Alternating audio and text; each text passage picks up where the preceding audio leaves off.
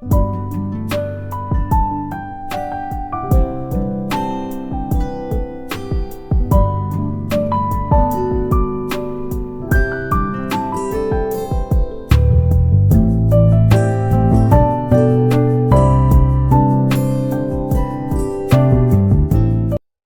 দর্শক মণ্ডলী, সকলে কেমন আছো? আশা করি প্রত্যেকে সুস্থ এবং ভালো আছো। আজকে একটি ছোট্ট আপডেট নিয়ে চলে এলাম। যাদের প্রয়োজন তাদের জন্য এটা খুবই গুরুত্বপূর্ণ। অনেক দিন থেকে কল্যাণী, যেটা All India Institute of Medical Science AIIMS, তো এখানে মাঝে মধ্যেই বিভিন্ন পোস্টে কিন্তু নিয়োগ হয়।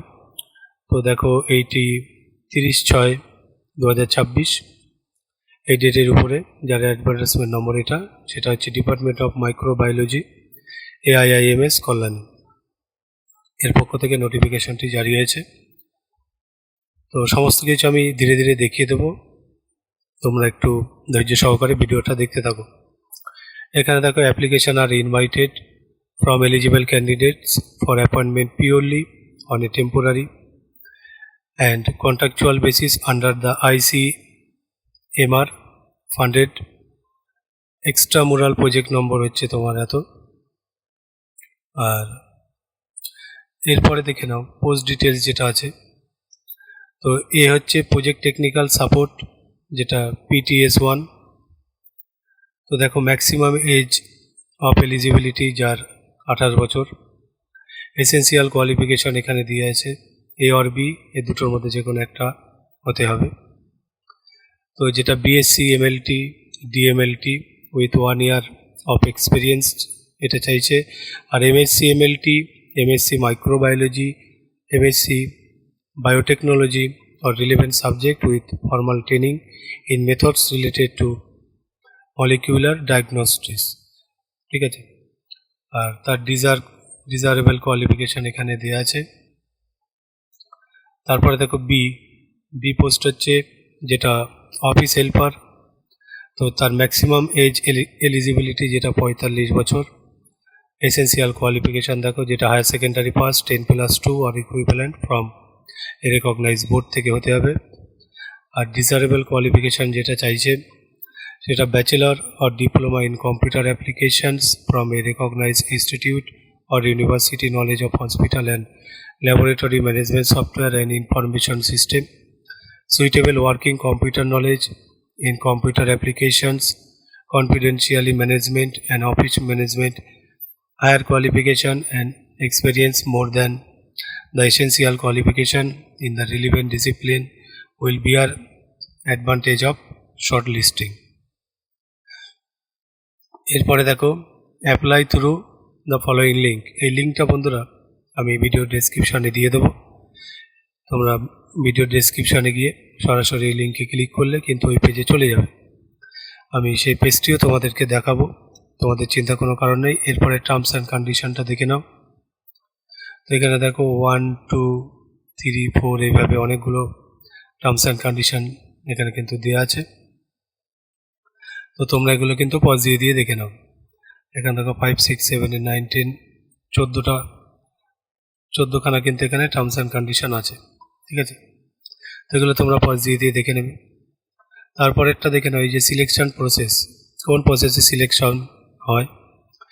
তো দেখো, 1 নম্বর হচ্ছে eligible candidates must fill in Google forms. তোমাদেরকে গুগল ফর্মটা ফিল আপ করতে হবে।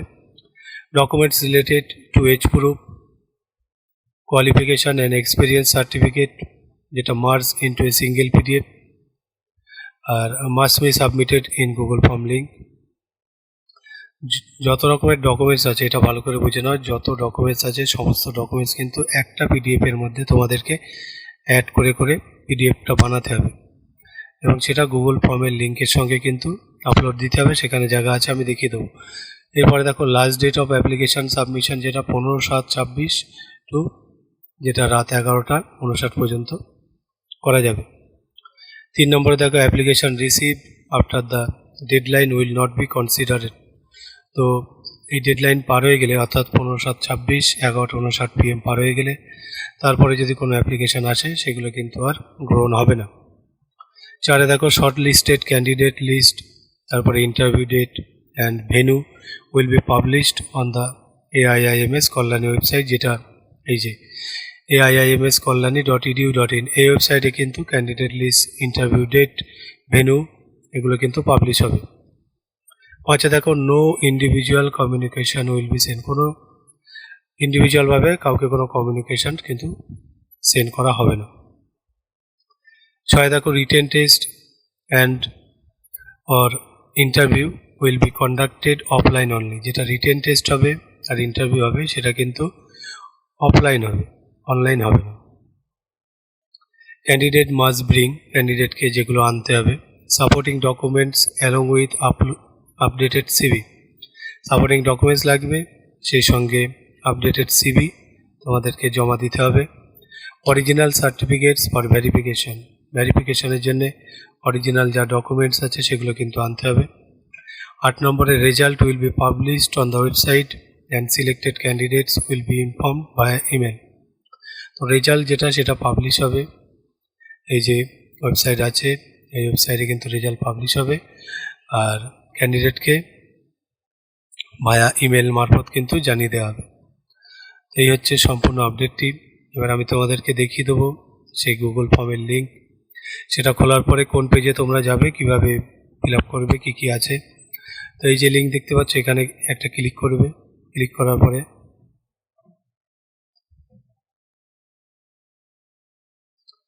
এখানে ক্লিক করার পরে এই যে অ্যাপ্লিকেশান ফর্ম দেখতে পাচ্ছ, এই যে application form for the post of project technical support 1 PTS and officer helper ICMR, যেটা ফান্ডেড এক্সট্রামুরাল প্রজেক্ট, ঠিক আছে। এখানে তোমরা এই যে ইমেল লেখা আছে এখানে ক্লিক করবে, করে তোমাদের ইমেল আইডিটা কিন্তু এখানে চলে আসবে, শো করবে। তারপর দেখো application for the post of, কোন পোস্টের জন্য করছো, প্রজেক্ট টেকনিক্যাল সাপোর্ট হলে এটা দেবে, অফিসিয়াল হেল্পার হলে এটাতে ঠিক দেবে। তারপরে যে ফুল নেম, নামটা এখানে লিখবে। সেক্স তোমরা মেল, ফিমেল না আদার্স, সেখানে ক্লিক করবে। ফাদার নেমে এখানে ফাদার নেম বসাবে। তারপরে মাদার্স নেম আছে, এখানে মাদার্স নেমটা বসাবে। শেষে দেখো ডেট অফ বার্থ আছে, এখানে এই যে ক্লিক করবে। ক্লিক করার পরে এই যে তোমরা এখান থেকে ডেট অফ বার্থটা চুজ করে এখানে বসিয়ে দেবে। ক্যাটাগরি তোমাদের কি আছে, জেনারেল আছে না SC আছে, ST আছে, OBC আছে, সেটা তোমরা দেবে। দেওয়ার পরে তোমাদের প্যান নম্বর এখানে বসিয়ে দেবে। তারপরে আধার নম্বরটা এখানে বসিয়ে দেবে। শেষে কন্ট্যাক্ট নম্বর, যেটা মোবাইল নম্বর, সেটা দেবে। সবশেষে এখানে তোমার ইমেল, তোমার ইমেল আইডিটা দেবে। দেওয়ার পরে এখানে দেখো কারেন্ট অ্যাড্রেস, তো কারেন্ট অ্যাড্রেসটা তোমরা এখানে বসিয়ে দেবে সুন্দর করে। তারপরে পার্মানেন্ট অ্যাড্রেস সেটাও এখানে দিয়ে দেবে, আর কারেন্ট পার্মানেন্ট যদি সেম হয় এখানে কপি পেস্ট করে বসিয়ে দেবে, হয়ে যাবে। এরপরে এডুকেশনাল কোয়ালিফিকেশান যার যেটা আছে, 10th হলে 10th-এ ক্লিক করবে, আদার্স হলে আদার্স, 10+2 হলে 10+2, এইভাবে যার যেটা আছে, যেগুলো আছে সবগুলোতে কিন্তু তোমরা টিক দিয়ে দেবে যেগুলো আছে তোমার। এরপরে এক্সপিরিয়েন্স, ইফ এনি, যদি কোনো এক্সপিরিয়েন্স থাকে সেখানে তোমরা এই যে ক্লিক করে দেবে, ঠিক আছে। তারপরে এনি আদার কোয়ালিফিকেশান যদি থাকে সেখানে তোমরা এখানে কিন্তু লিখে দিও। এইবার দেখো এটা গুরুত্বপূর্ণ, uploaded all documents in 1 PDF format, যেটা আমি বলেছিলাম। তো এখানে দেখো 7খানা ডকুমেন্ট আছে। Proof of age, caste certificate যদি থাকে, PAN card, Aadhaar card, educational certificates যা যা আছে, এক্সপিরিয়েন্স সার্টিফিকেটস, আর আপডেটেড কারিকুলাম যেটা BT। তো এইগুলো যা যা আছে এই সমস্তগুলো তোমাদেরকে স্ক্যান করতে হবে, একটা PDF-এর মধ্যে অ্যাড করে করে স্ক্যান করবে, করে PDF-এর ম্যাক্সিমাম সাইজ কিন্তু 1 GB লেখা আছে, ঠিক আছে। তো 1 GB হবে ম্যাক্সিমাম সাইজ। হওয়ার পরে এই যে অ্যাড ফাইলে ক্লিক করে আপলোড দিয়ে দেবে, আপলোড হয়ে যাবে। আর সর্বশেষ হচ্ছে আপলোড পাসপোর্ট সাইজ ফটো, যেটা 10 MB ম্যাক্সিমাম হবে, ঠিক আছে। তো এই পাসপোর্ট সাইজ ফটোটা অ্যাড ফাইলে গিয়ে তোমরা অ্যাড করে দিয়ে সবশেষে যে সাবমিট বাটন আছে এখানে সাবমিট করবে। সাবমিট করলে কিন্তু ফর্মটা সাবমিট হয়ে যাবে। তো আশা করি বন্ধুরা বুঝতে পারলে কীভাবে গুগল ফর্মটা ফিল আপ করবে। তো যদি ভালো লাগে ভিডিওটি অবশ্যই জব নিউজ চ্যানেলটিকে সাবস্ক্রাইব করে রেখো এরকম আপডেট সবার আগে পাওয়ার জন্য। তো ভিডিওটি এখানে শেষ করছি। কারো কোনো কোয়ারি থাকলে ভিডিওর কমেন্ট বক্সে জানিও। আমার কাছে যদি মানে উত্তর থাকে, তো আমি তোমাদেরকে অবশ্যই সেই উত্তর দিয়ে সন্তুষ্ট করার চেষ্টা করব। আর বাদবাকি সকলকে বলবো একজন ভালো মানুষ হওয়ার চেষ্টা করো, একে অপরকে হেল্প করার মন মানসিকতা রাখো, আর বাবা মায়ের প্রতি অবশ্যই যত্নবান হও, তাদেরকে খেয়াল রেখো। তো ভিডিওটি এখানে শেষ করছি বন্ধুরা, সকলে ভালো থেকো, ধন্যবাদ সকলকে।